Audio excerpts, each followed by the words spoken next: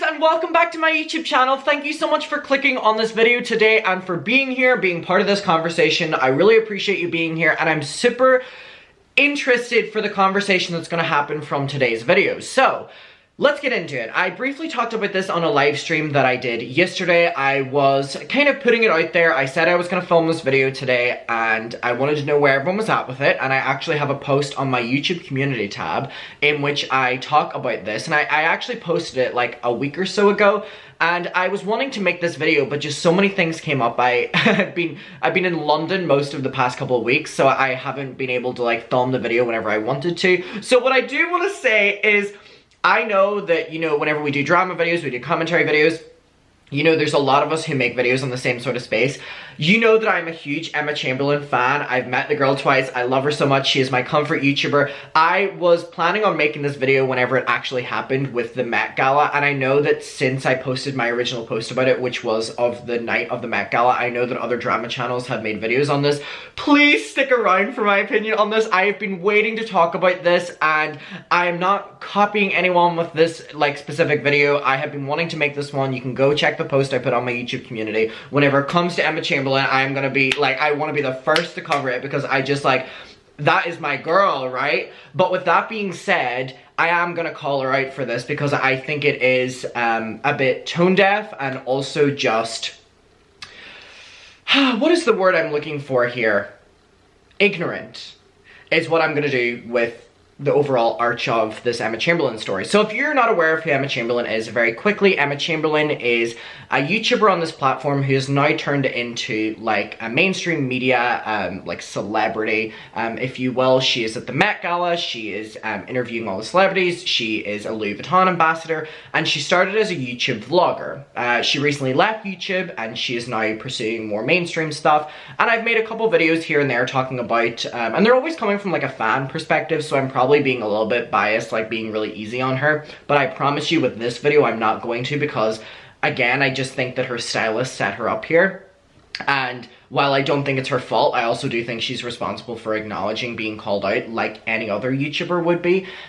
So, you know, she has left YouTube, she does her podcast now, and her communication with her fans is definitely a lot less than what it used to be. She definitely pursues more trying to be seen as a mainstream celebrity now, and that's obviously what her team are trying to push her in the direction, kind of making her another Liza Koshy, but hopefully a successful version of Liza Koshy, because if you're aware, Liza Koshy went mainstream and had left her fans to become mainstream, do all these Netflix shows and stuff, and the fans left her and no one really talks about her in today's day and age.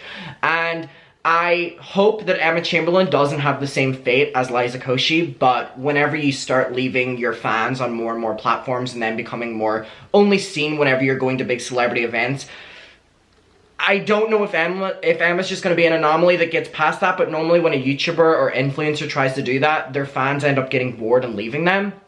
We will see what happens with Emma. She is definitely like the star of my generation in terms of social media. She's that relatable girl.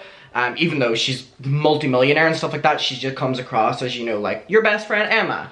But with this drama, I do just want to get into it. So we have news articles, we have tweets, we have everything. So for a little bit of context, Emma Chamberlain went to the Met Gala. This was her second Met Gala. She went with Vogue to interview celebrities on what they were wearing. So it's important to note that Emma Chamberlain's sole job in going to the Met Gala was knowing the history behind what the celebrities were wearing. She was asking them what time periods it's from, like what's the history from this. So the reason she's getting so called out for this particular drama is because her job was to know about the history of things and know about the significance of outfit pieces, and she didn't with her own.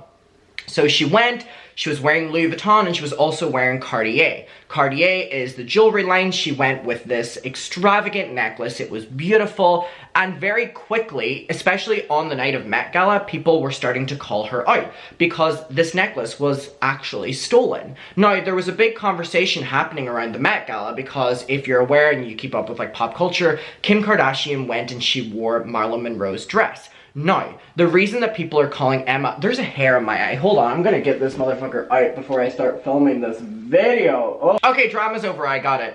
Now, the reason that this necklace was causing such a conversation was because of what I said, which was Kim Kardashian went and she was wearing Marilyn Monroe's dress. Now, it's important to note that Marilyn Monroe's dress was sold to Ripley's Believe It or Not, and the Marilyn Monroe estate said that they had no problem with Kim wearing the dress. So people were giving Kim all the hate because they thought it was distasteful, they didn't like it.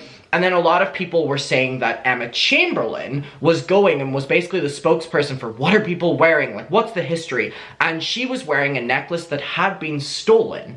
And we're gonna get into this story. There is a lot to this. So the initial thing that I'm gonna go through is the article that came up. There was a lot of news coverage on this, but we're gonna be focusing on this one from Fox. It says, Emma Chamberlain's Met Gala necklace controversy. So here we see Emma, she looks beautiful, and we see this necklace that she has on right here. So a very extravagant necklace from Cartier.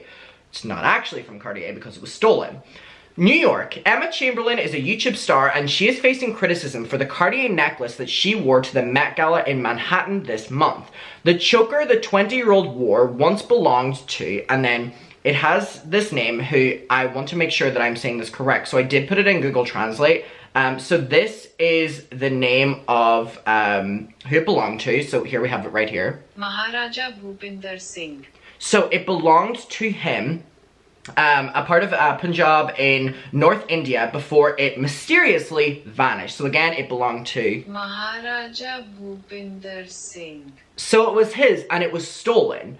So this one is like, as much as I love Emma, like as much hate as people gave Kim Kardashian for wearing that dress, the dress was sold by, you know, the estate. The estate signed off on Kim wearing it. With this is literally just jewelry that has been stolen, and it's on a white creator, a white YouTuber, sorry Emma, no shade, a white YouTuber at the Met Gala. Like, that's where it ends up. As much as I love the girl, it's a bit distasteful. Chamberlain is reportedly a brand ambassador for Cartier now. Here's the backstory of the choker. So here we have the story. So it said that Cartier were asked to turn a De Beers diamond into a ceremonial necklace. It was produced in 1928 and it became known as the Petalia necklace. Again, I hope I'm pronouncing everything correctly. If I'm not, please let me know in the comments. And it would have cost around $30 million in like today's money. But again, it was stolen. It was literally stolen. So we have the necklace was reported missing from the Royal Treasury in 1948. So it was literally missing, stolen. The diamond portion of the necklace appeared decades later at a 1982 auction. So it was stolen and then it was like basically broken up and auctioned off. Cartier recovered part of the necklace at a jewelry store in London in 1998 and restored it with different stones, but mainly with all of the pre-existing ones. They basically collected it all together, the stolen necklace, and now Emma Chamberlain is wearing it. Cartier has been criticized for allowing Chamberlain to wear a part of India's stolen history. And I'm sorry, that is what it is. That is literally what it is. Stolen from Indian royalty. Stolen. Never returned. The estate, the people, never returned. Cartier take it, and it's at the Met Gala. Now, there's more that I want to show you because people are like, maybe Emma, you know, address the history of it. She did a video getting ready with the Met Gala and she basically goes, love this necklace, like it has such a great history. Don't be shy, babe, tell us. The dress code for this year's Met Gala was described as gilded glamour. It is for the Met Gala's Costume Institute. More than $16.4 million was raised for the event, like they normally raise money for this event. Some people, including Indian Americans, said it was an extremely poor taste for the YouTuber to flaunt stolen goods, which it literally is, on the red carpet, and Cartier has been criticized for allowing Chamberlain to wear, again, a part of India's stolen history. Alright, so here we see another photo of the necklace. Now, I want to show you an original photo of the guy wearing it. Because it's important to note. It's just so frustrating. This is literally stolen history from India. Stolen history. So let me pull up the picture first and foremost. Here we go. So you see the necklace. Here we go. This was the original owner of the necklace. Again, he had this designed, he had this made. There we see it on him. And just, this is like insane to look at and then be like, okay, so this was stolen from him, right? This was stolen from him, broke into a bunch of different parts. Cartier then take it, literally just take it, and then put it on a YouTuber at the Met. So now we're going to go to the part of Emma's video where she talks about the necklace, and then we're going to get to some tweets because I think they're important to note. So here we go. This was Emma talking about the necklace. Also include them in the process rather than just telling them like, this is exactly what I want, do it, that's it.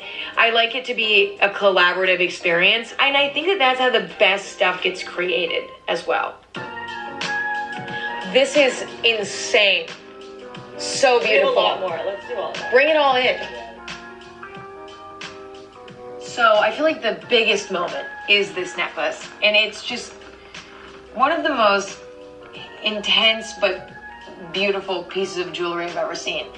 And this specific piece fits this theme so well because, you know, stolen? Girl, I love you, but like, her job for the Met is to ask people about the history of what they're wearing, and she doesn't know the history of this. During the Gilded Age, it was all about being extravagant. And I mean, I've never seen a more extravagant necklace. We also have... And that's it.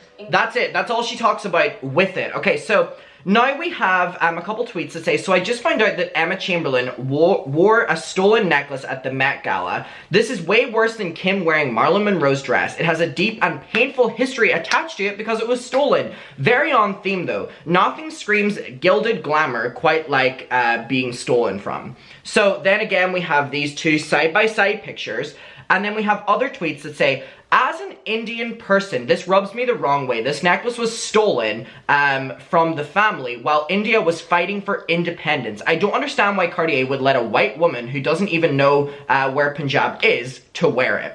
Someone said, I love Emma and her videos, but I can't see South Asians in our culture being trampled on. Also, I'm not trying to minimize the pain that the people it was stolen from have caused to many communities. I don't praise him or his actions. I just want India to get back to their history and wealth that has been stolen by white people.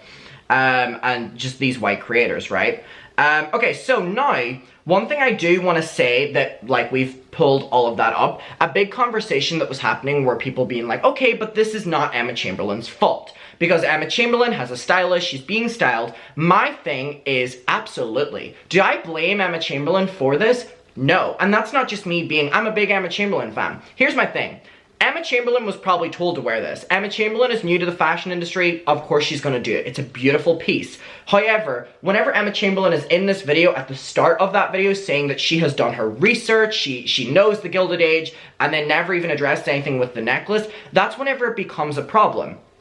Also, for her stylist to put her in something that is going to cause a bunch of controversy is definitely planned because this is her first time working with Cartier, so the more publicity, the more for Cartier, because they don't care about the origins of their stolen necklace, they just want people to talk about them. However, it does fall a responsibility, even a little bit, on Emma to talk about the fact that she's there supposed to be knowing the history of what other people are wearing, but she doesn't know that she's wearing an incredibly delicate stolen piece from India's literal culture and history. So for her to ask other people about what they're wearing whenever she is arguably wearing one of the most controversial items of that night, even though Kim Kardashian is wearing Marilyn Monroe's dress she sang Happy Birthday Mr. President in, is awful. So I want to know your opinion of it. So many news articles have talked about this because it is a big thing, and especially hot on the heels of the Marilyn Monroe dress. People have their opinion on that, their opinion on this. I would love to know where you're at with it. Please talk to me below about it. Let me know. Maybe you agree, maybe you disagree. I would just like to have a respectful conversation down below about it. And now, if you disagree with what we're saying here, please also be respectful to the fact that this is stolen history from India. So even if you disagree, please also keep that in mind. I just think it's incredibly distasteful, and I think the Cartier were trying to set her up with a controversial moment, and look how that turned out. They got their attention. But at what cost? You know what I mean?